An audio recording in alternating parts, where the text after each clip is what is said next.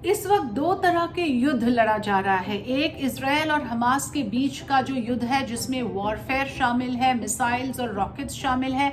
दूसरा युद्ध propaganda war चल रहा है और इस युद्ध में इजराइल आगे दिख रहे हैं क्योंकि उनके तरफ की जो रिपोर्टिंग है, उनके नजरिए से जो रिपोर्टिंग है वो काफी आगे है। पूरा वेस्टर्न मीडिया उनके साथ है और काफ़ी हद तक इंडियन मीडिया भी उनके साथ है। तो हमें जो इन्फॉर्मेशन, जिस तरह का इन्फॉर्मेशन हम तक पहुंच रही है वो ज़्यादातर मैं कहूँगी इजरायली नज़रिए से रिपोर्टिंग और एक तरफा रिपोर्टिंग हो रहा है। तो एक प्रोपेगेंडा वॉर है और एक जो ज़मीन पे युद्ध चल रहा है। इसलिए मैं चाहूँगी कि आप सावधानी बरतें जो भी आप कंज्यूम कर रहे हो। जिस तरह के वीडियोस हम देख रहे हैं सोशल मीडिया में, काफ़ी सारे फेक वीडियोस हैं।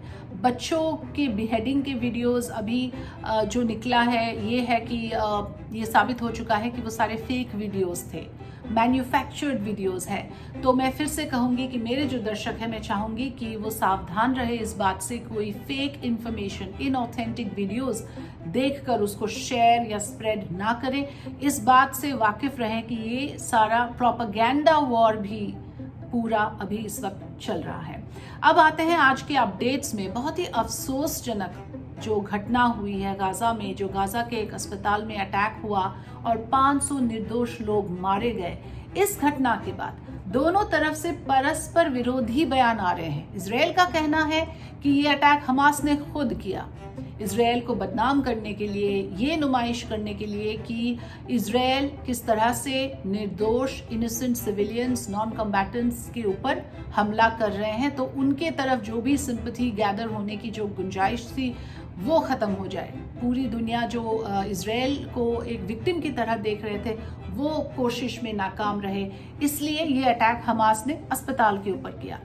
इजराइल की तरफ से 2-3 अलग अलग बयान आए हैं। एक और बयान ये है कि ये अटैक किया है एक संगठन जिसका नाम है इस्लामिक जिहाद। तो उनका कहना है इस्लामिक जिहाद ने ये अस्पताल में ये अटैक किया है और ये आइसिस का ही एक अलग मैनिफेस्टेशन है, एक अलग रूप है।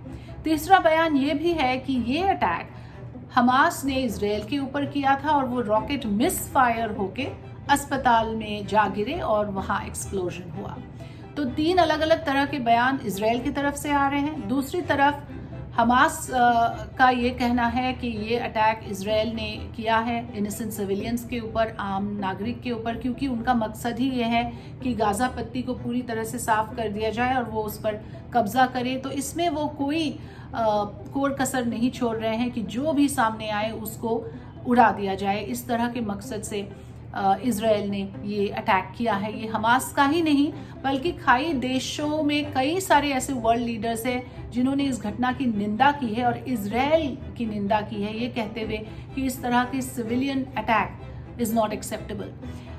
दूसरा जो महत्वपूर्ण अपडेट इसमें यह है कि जो बाइडेन अमेरिकी राष्ट्रपति आज तल अवीव पहुंचे हैं। तल अवीव पहुंचने का उनका मकसद यह है कि एक सॉलिडारिटी दिखाया जाए इजराइल के साथ। ये निमंत्रण बेंजामिन नेतन्याहू ने जो बाइडेन को दिया था और उस निमंत्रण को एक्सेप्ट करते हुए जो बाइडेन तल अवीव पहुंचे। ये भी कहा जा रहा है कि उनके विजिट का मकसद यह है कि जो जमीनी हमला, जो ग्राउंड अटैक की तैयारी चल रही है इस वक्त, उसको ग्रीन फ्लैग करने के लिए जो बाइडेन वहां पहुंचे हैं। लेकिन सच्चाई ये भी है कि जो बाइडेन का सिर्फ इजराइल ही नहीं, काफ़ी सारे मिडल ईस्ट कंट्रीज में उनकी मुलाकातें लाइंड अप थे, मीटिंग्स लाइंड अप थे और वो मीटिंग्स, वो समिट जो जॉर्डन में होना था, जो अमान में होना था, वो भी कैंसिल कर दिया गया है। उसको कैंसिल किया है जॉर्डन के किंग ने।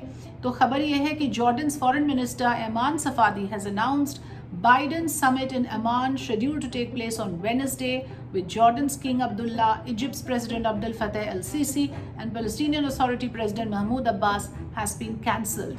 ये तीनों जो खाई देशों के नेता हैं जो जिनसे जो बाइडेन का मीटिंग होना था, समिट होना था, उसको कैंसिल कर दिया है। ये भी काफ़ी महत्वपूर्ण डेवलपमेंट है और मैं समझाना चाहूँगी क्यों ये बहुत ज़रूरी है और क्यों इसको गंभीरता से लेना चाहिए। गाजा के अस्पताल में जो हमला हुआ है उसकी निंदा खाई देशों के सारे नेताओं ने की है। Entire gulf region in the middle east countries which includes UAE, Saudi Arabia, Jordan, Egypt and of course Palestine, all these countries, ये सारे जो देश है, इन देशों के नेताओं ने इजराइल को जिम्मेदार ठहराया है गाज़ा अस्पताल के अटैक के लिए।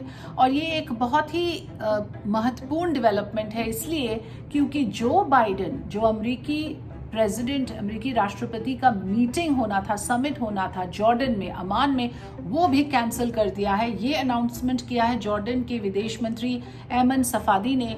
उन्होंने कहा कि Biden summit in Amman scheduled to take place on Wednesday with Jordan's king Abdullah, Egypt's president Abdul Fattah al Sisi and Palestinian authority president Mahmoud Abbas has been cancelled because of the attack on the Gaza hospital. तो इसका मतलब यह है कि जो खाई देशों के नेता हैं वो एक साथ दिख रहे हैं, सिर्फ इजराइल के खिलाफ ही नहीं, अमेरिका के खिलाफ भी। मतलब ये कि पूरा जो ग्लोबल इक्वेशंस है, ग्लोबल पॉलिटिकल समीकरण है, राजनीतिक समीकरण है, वो बदलता हुआ दिख रहा है। आगे इसका क्या नतीजा होगा अगर बाकी देश भी इस बात के लिए मजबूर हो जाए कि उनको भी पक्ष लेना पड़े, तो एक तरह से ये युद्ध पूरी दुनिया में फैल जाएगा और उसका नतीजा क्या होगा, इसका अंदाजा आप लगा सकते हैं।